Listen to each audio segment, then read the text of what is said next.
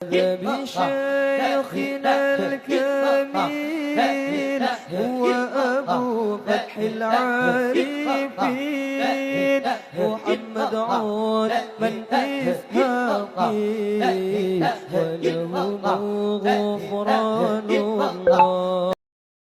Nabi sallallahu alaihi wasallam bersabda, salasatun yaumal qiyamah ala kathibin min miskin aswada la yahuluhum hisabu wa la yanaluhum faza' hatta yufraga mimma bainan nas. Rajulun qara'al Qur'ana batigha'a wajhillahi azza wa jalla wa amma biqaumin wa hum bihi radun. Wa rajulun azzana fi masjidin da'a ila Allah azza wa jalla batigha'a wajhillah. Wa rajulun ubtuliya birrizqi fid dunya falam yashghalhu dhalika an amalil akhirah. Artinya,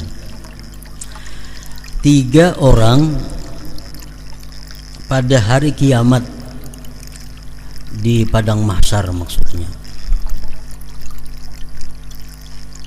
di atas unggukan dari kesturi, tumpukan kecil, tumpukan yang halus daripada gunung. 3 orang pada hari kiamat di atas unggukan dari kesturi hitam. Kesturi itu minyak harum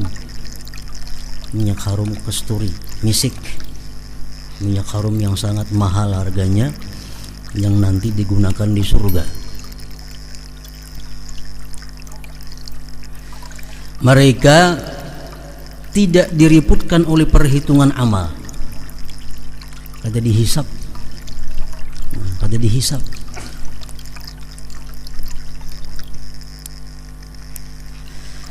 Dan mereka tidak dilanda keterkejutan.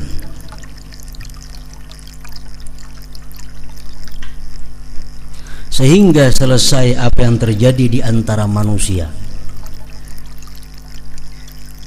3 kelompok manusia ini, orang berada di atas tanah biasa, sedangkan mereka berada di tumpukan minyak wangi, misik di padang mahsyar. Yaitu pertama, seseorang yang membaca Al-Quran karena mengharap ridha Allah Azza wa Jal, ia mengimami suatu kaum dan mereka ridha kepadanya.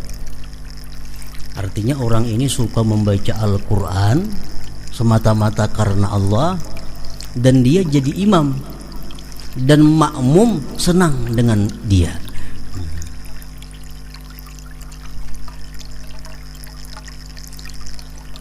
Gawiannya membaca Quran, ke masjid jadi imam, jamaah suka. Nah, itu kelompok yang pertama. Kalau jamaahnya kada katuju, nah itu lain lagi kisahnya. Maksudnya jamaah katuju itu mu'zamuhum, sebagian besar. Kada serana semua jamaah apa katuju, mu'zam, sebagian besarnya. Artinya jamaahnya orang 50, 30 lebih nang katuju inya itu jadi imam. 20-nya itu kada jadi masalah lagi. Nah, kalau sebagian besar orang kada katuju inya jadi imam, nah ini dilaknat oleh Allah Subhanahu wa taala. Hadis menyatakan, salah satu la'anahumullah, 3 orang yang dilaknat oleh Allah.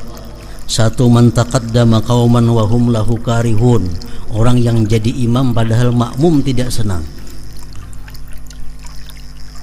Anak ketujuh tampil, anak ketujuh jadi imam padahal orang kada ketujuh, banyak kada ketujuhnya pada nang ketujuh. Nah, ini laknat oleh Allah Subhanahu wa taala.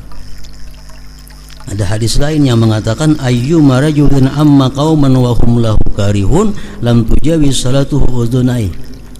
Rawahu Ibnu Khuzaimah.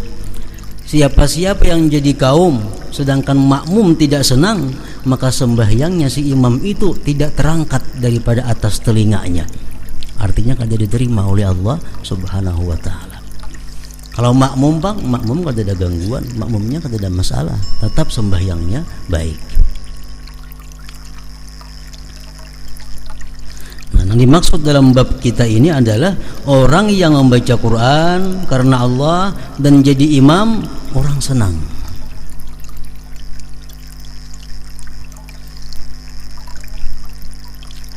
Yang kedua, warajulun adzana fi masjidin da'a ila Allah azza wa jal ibtigha'a wajhillah.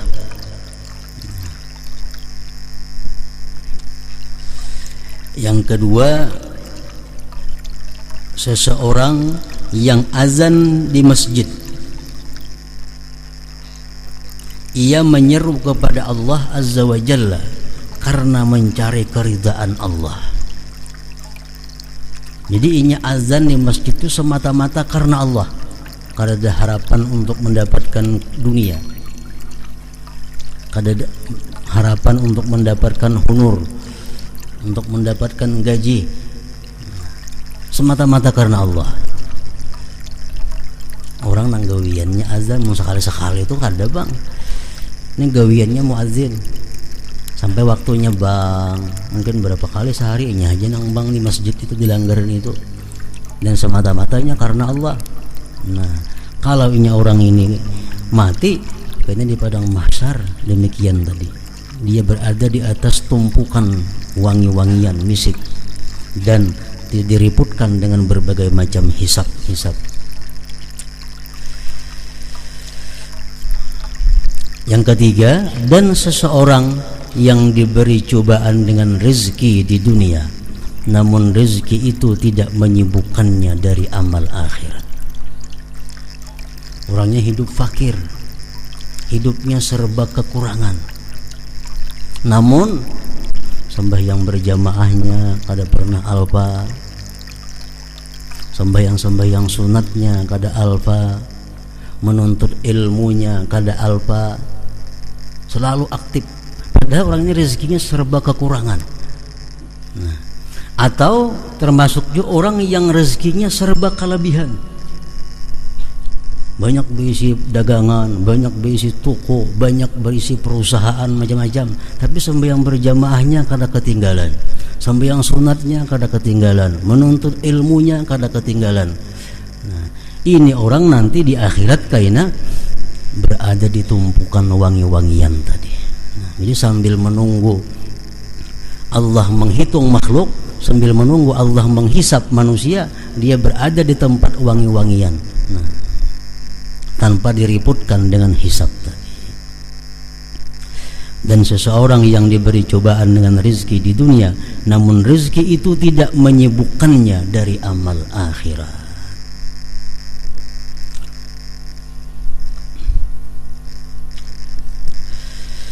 Dan Nabi sallallahu alaihi wasallam bersabda, la yasma'u nida'al muazzin jinnun wala insun wala syai'un illa syahida lahu yaumal qiyamah.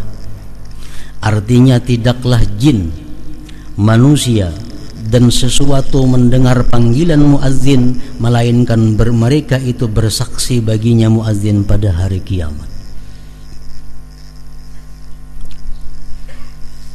Kita pernah mendengar si fulan itu bang, kita pernah mendengar si fulan itu azan, nanti kita di akhirat kita bersaksi menguntungkan dia, menguntungkan si muazzin itu. Makin banyak orang yang mendengar azan seseorang itu, makin banyak nanti saksi kebaikannya di akhirat. Hadis riwayat Bukhari dan Abu Sa'id.